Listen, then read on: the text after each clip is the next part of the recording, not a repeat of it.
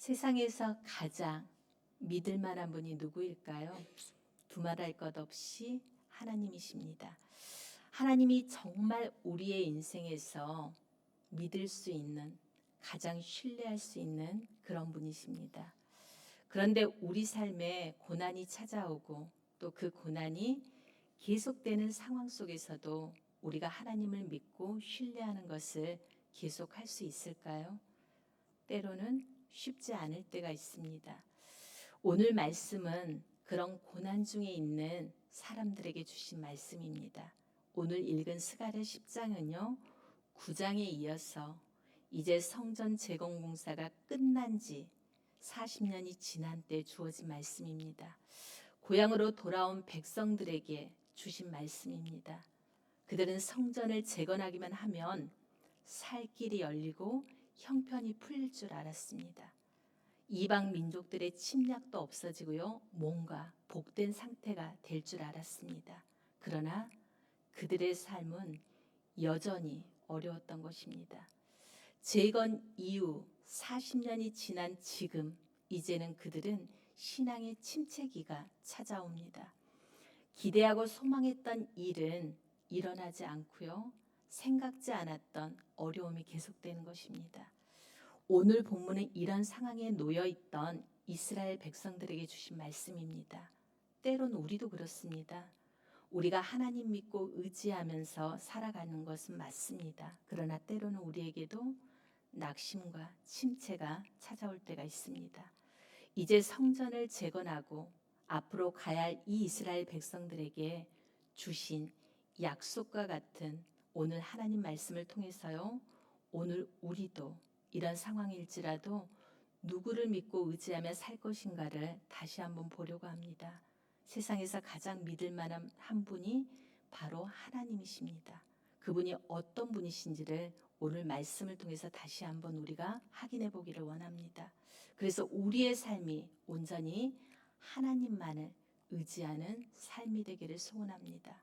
세상에서 가장 믿을 만한 그 하나님이 어떤 분이신지를 보기를 원합니다. 먼저요, 하나님은 우리를 돌보시는 하나님이십니다. 하나님이 세상에서 가장 믿을 만한 분이신 이유가 바로 우리를 친히 돌보시기 때문입니다. 하나님은 우리에겐 때론 관심이 없는 것처럼 보일 때가 분명히 있습니다. 우리가 마치 내버려진 것처럼 느껴질 때 우리는 어떻게 합니까? 기억해야 합니다. 무엇을요? 하나님은 오늘 또 우리를 친히 돌보고 계신다는 사실을 우리는 기억해야 합니다. 우리가 다 알지 못하고 느끼지 못할 뿐이지 하나님은 지금도 우리를 사랑하시고 우리를 여전히 돌보십니다. 1절을 다시 한번 보시기를 원합니다. 돌아온 이스라엘 백성들을 하나님이 먹이시고 입히시고 돌보시는 분이 누구인지를 분명하게 말씀하고 있거든요. 1절 제가 읽겠습니다. 봄비가 올 때 여호와고 구름을 일게 하시는 여호와께 비를 구하라. 무리에게 소낙비를 내려서 밭의 채소를 각 사람에게 주시리라. 아멘. 보이지 않고 손으로 확인할 수 없지만 누가 일하고 계시냐면 하나님이 일하시고 계시다는 것을 오늘 1절 말씀을 통해서 우리는 알 수가 있습니다. 무엇을 하고 계십니까? 하늘에서 비를 내려서 각 사람에게 필요한 먹을 것을 공급하신다는 것입니다. 여기서 봄비라는 단어가 눈에 들어오는데요. 봄비는 그냥 어쩌다 내리는 비가 아닙니다. 늦은 비를 말합니다. 이스라엘에는 1년 중에는 두 가지 종류의 비가 있거든요. 이른 비와 늦은 비, 아마 많이 들어보셨을 것입니다. 그런데 그 가운데서 이 늦은 비는요, 역할이 무엇이냐면 곡식을 갖다가 한마디로 말하면 연글게 하는 역할을 해요. 이 늦은 비는 언제 오는 것이냐면 시간이 지나면 자연적으로 내리는 것이 아닙니다. 하나님이 내려주시는 것이 바로 이 늦은 비입니다. 하나님께서 돌보시기 위해 필요한 비를 내려주셔서 필요한 것을 공급하신다는 것입니다. 구약 성경에 나오는 이 비, 특히 이른 비와 늦은 비에 대한 이런 설명은 하나님이 돌보신다라는 그렇게 나타내는 단어입니다. 봄비를 내려서 우리 각 사람에게 필요한 채소를 공급해 주신다는 것입니다.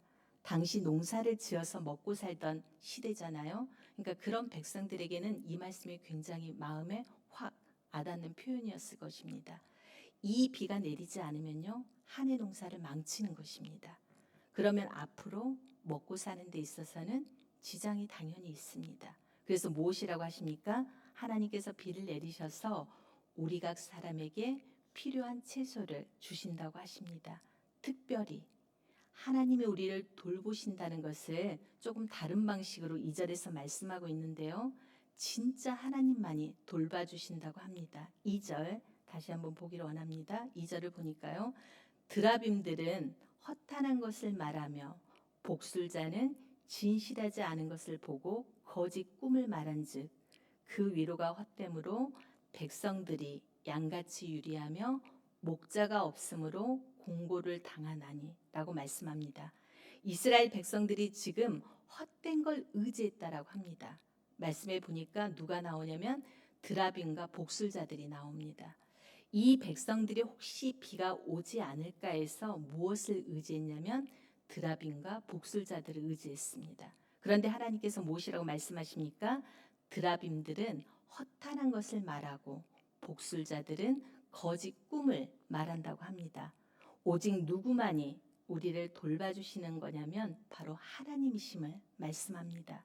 오직 하나님만이 우리에게 비를 내리시고 돌봐주신다고 하시는 것입니다.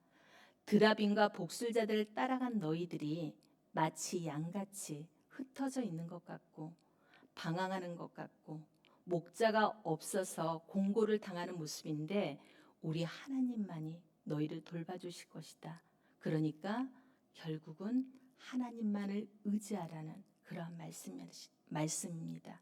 이 말씀을 믿고 우리 삶에도 하나님의 돌보심을 경험하시길 바랍니다. 때로는 이것이 느껴지지 않고요. 낙심이 찾아올 때 우리가 기억해야 될 것은 바로 하나님이 우리를 친히 돌봐주신다는 사실입니다. 다음은요. 세상에서 가장 믿을 만한 하나님은 오늘 본문에 어떤 분이시냐면 우리와 함께 싸워주시는 하나님이십니다. 우리가 어려움이 있을 때, 또 고난이 올 때, 억울한 일을 당할 때 그냥 내버려 두지 않고요. 그럴 때마다 하나님은 우리와 함께 싸워주시는 하나님이십니다. 이렇게 함께 싸워주신다는 것은요. 방금 말했던 돌봐주신다는 그것보다 더 깊은 뜻입니다. 사실은 더 그것을 뛰어넘는 의미이죠. 그냥 우리를 먹여주시고 입혀주시고 돌봐주신다는 그걸 넘어서 때론 우리에게 어려움과 억울한 일이 찾아왔을 때 친히 우리와 함께 뭐 하신다고요? 싸워주신다는 사실입니다. 우리 편이 되어주신다는 것입니다. 우리 편에 서서 우리와 함께 싸워주시는 하나님이십니다. 이스라엘 백성들은 힘이 없습니다. 지금 여전히 힘이 없습니다. 그러니까 싸울 힘도 없습니다. 그런데 3절을 보면요. 하나님께서 나서서 함께 해주십니다. 그동안 이스라엘 백성들을 괴롭혀온 이방 지도자들에게 화를 내시면서 처리하십니다. 또 어떻게 하냐면요. 5절에 이렇게 말씀하고 있습니다. 싸울 때에 용사같이 거리의 진흙 중에 원수를 밟을 것이라. 여호와가 그들과 함께한즉 그들이 싸워 말탄 자들을 부끄럽게 하리라 라고 말씀하십니다. 하나님은 우리 대신 싸워주기도 하지만요. 오늘 말씀처럼 우리와 함께 싸워주십니다. 이 말씀을 보면요. 말탄 자들을 부끄럽게 한다라고 말씀하십니다. 말탄 자들. 예. 이걸 무엇이라고 보면 되냐면요. 이 말탄 자들은 정말 무서운 존재였습니다. 우리가 상대하기에는 불가능해 보이는 그런 큰 문제들, 또 때로는 큰 어려움들을 생각하면 됩니다. 그러니까 우리가 감당하지 못할 너무 큰 문제 앞에 두려워지고 막막해질 때가 있잖아요. 그때 하나님이 어떻게 하십니까? 우리와 함께 싸워주신다는 것입니다. 너무 힘이 되는 말씀 아닙니까? 우리와 함께 싸워주시기에 우리보다 강해 보이는 그런 어떤 문제들도 사라질 것이라는 거죠. 하나님 앞에 그 어떤 고난과 장애물도 제거될 것이라는 약속입니다. 성전을 재건한 백성들 한번 생각해 보십시오. 이제 정말 승리가 찾아오고 이방 민족이 다 떠나갈 것이라고 그들은 생각했습니다. 그런데 계속됩니다. 뭐가요? 어려움은요. 그리고 그 괴로움 앞에서, 어려움 앞에서 그들은 지쳐 쓰러지려고 할 때 주신 말씀이 바로 이 말씀입니다. 어떤 말씀이요? 하나님이 함께 싸워주시겠다라는 그 말씀이었습니다. 그러니 그들이 얼마나 힘이 되겠습니까? 그리고 또 오늘 말씀에도 나오죠. 헛된 위로를 찾지 말고 세상에서 가장 믿을 만한 한 분, 하나님만을 의지해라.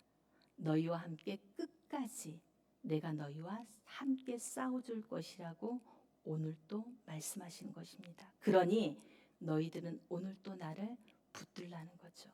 이게 그들에게 전한 말씀인가 동시에 우리에게 주시는 말씀입니다.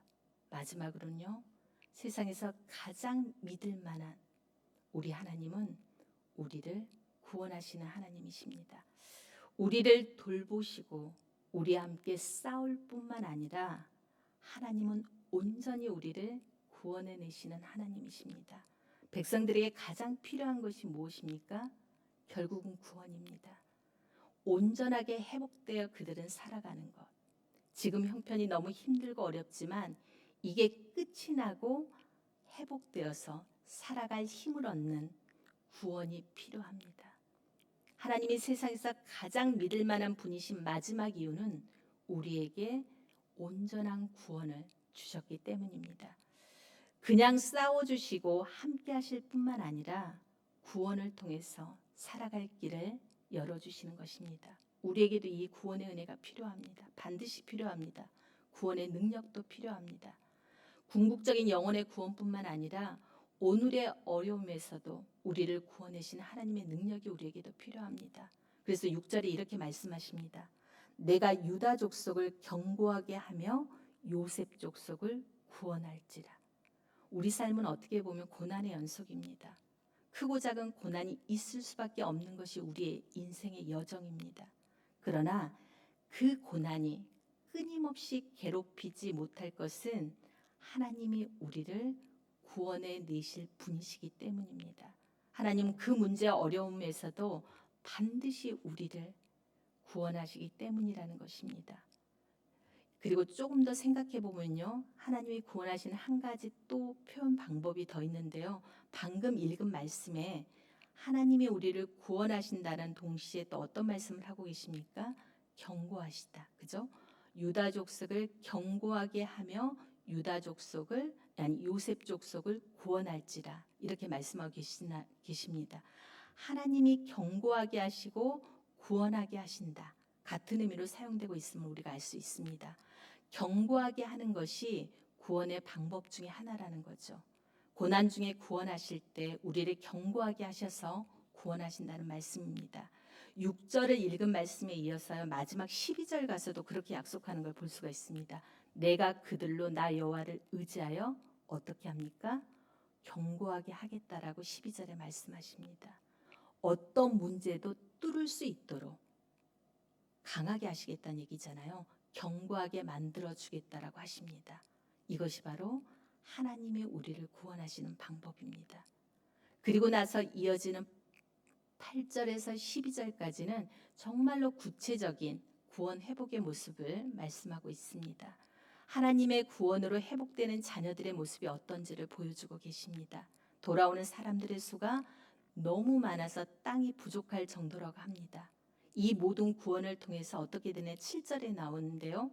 구원하시는 하나님으로 인해서 정말 마음의 즐거움이 회복될 것이라고 말씀합니다. 우리 삶에도 크고 작은 어려움이 크고 작은 고난이 계속해서 끊이지 않고 있습니다.